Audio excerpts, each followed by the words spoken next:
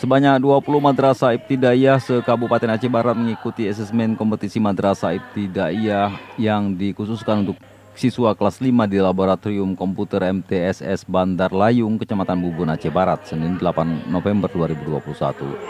Hari ini tanggal 8 November 2021, Kementerian Agama mengadakan kegiatan AKMI. AKMI itu adalah sebagai metode penilaian yang komprehensif untuk mendiagnosis kelebihan dan kelemahan siswa pada literasi membaca.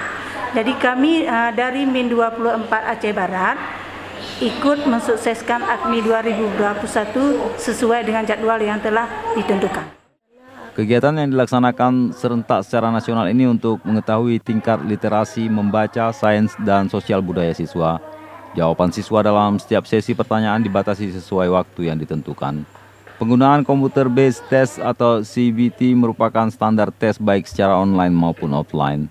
Hasil dari AKMI akan dijadikan dasar pelaksanaan tindak lanjut guru beserta pendampingnya sehingga akan menghasilkan pendidikan yang lebih berkualitas. Dari Melabu, Yulham, Serambion TV.